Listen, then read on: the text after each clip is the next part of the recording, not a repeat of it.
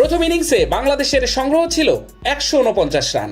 চেন্নাই টেস্টের প্রথম ইনিংসে 376 রান করেছিল ভারত। তাই ফলো অন এড়াতে হলে বাংলাদেশকে নিজেদের প্রথম ইনিংসে অন্তত 177 রান করতেই হতো, কিন্তু সেটাও করতে পারেনি বাংলাদেশ। দেশের আগেই অল আউট হয়েছে নাজমুল হোসেন শান্তর দল। তবে বাংলাদেশকে ফলো অন না করানোর সিদ্ধান্ত নিয়েছে ভারত। 47 ওভার 1 বলে সবকটি উইকেট হারিয়ে 149 রান করেছে বাংলাদেশ। দলের হয়ে সর্বোচ্চ 32 রান করেছেন সাকিব আল হাসান। প্রথম ইনিংসে 227 রানের লিড পেয়েছে ভারত। নতুন বলে রীতিমতো আগুন ঝরিয়েছেন জাসপ্রীত বুমরাহ। ইনিংসের প্রথম ওভারেই সাফল্যের দেখা পেয়েছেন এই ডানহাতি পেসার। ওভারের শেষ বলটি গুড লেন্থের অফ স্টাম্পের উপর করেছিলেন বুমরাহ। আউটসুইং এর আশায় ব্যাট উঁচিয়ে বল ছেড়ে দিয়েছিলেন সাদমান ইসলাম, তবে তার ধারণা ভুল প্রমাণিত হলো। ইনসুইং করে অফ স্টাম্পে আঘাত হানে বল। 2 রান করে বিদায় নেন সাদমান। এরপর দ্বিতীয় উইকেটে জুটিতে বেশ সতর্ক ছিলেন জাকির হাসান ও শান্ত।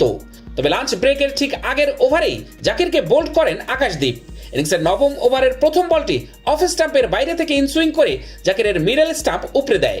সাজঘরে ফেরার আগে তার ব্যাট থেকে এসেছে 22 বলে 3 রান। পরের বলটি একই জায়গায় করেন আকাশ।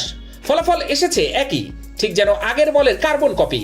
এবার শুধু ব্যাটার বদল, জাকিরের জায়গায় মুমিনুল হক। 2 ওপেনারের ব্যর্থতার দিনে গুরু দায়িত্ব ছিল মুমিনুলের কাঁধে।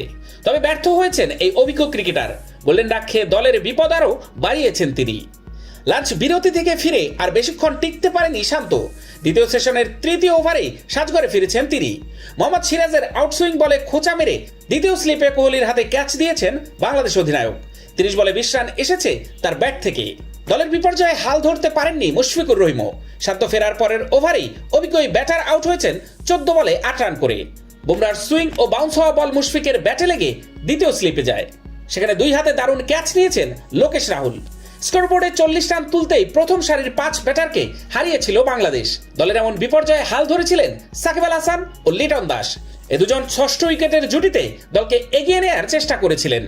তবে 22 রান করে লিটন ফেরায় ভাঙে 51 রানের জুটি। এরপর সাকিব আর বেশিক্ষণ টিকতে পারেননি। 31তম ওভারে জাদেজার বলে ক্যাচ দেওয়ার আগে 32 রান করেছেন তিনি। এরপর এক প্রান্ত আগলে রেখে ব্যাটিং করেছেন মেহেদী হাসান মিরাজ। তবে তাকে যোগ্য সঙ্গ দিতে পারেননি কেউই। হাসান মাহমুদ, তাসকিন আহমেদ, নাহিদ রানা দ্রুত ফিরলে দেশের আগেই অল আউট হয় বাংলাদেশ। মিরাজ অপরাজিত ছিলেন 27 রান করে। এর আগে নিজেদের প্রথম ইনিংসে 91 ওভার 2 বলে সবকটি উইকেট হারিয়ে 376 রান সংগ্রহ করেছিল ভারত। দলের হয়ে সর্বোচ্চ 113 রান করেছিল রবিচন্দ্র আশ্বিন। তাছাড়া 86 রান এসেছে রবীন্দ্র জাদেজার ব্যাট থেকে। বাংলাদেশের হয়ে 83 রান করে 5 উইকেট শিকার করে ইনিংসের সেরা বোলার হাসান। এছাড়া 55 রানের বিনিময়ে 3 উইকেট পেয়েছেন তাসকিন আহমেদ। ভারত তার দ্বিতীয় ইনিংসে ব্যাটিংয়ে নেমে শুরুতেই হারায় রোহিত শর্মার উইকেট। এরপর দেখে শুনে ব্যাটিং করে যাচ্ছে ভারতীয় ব্যাটাররা।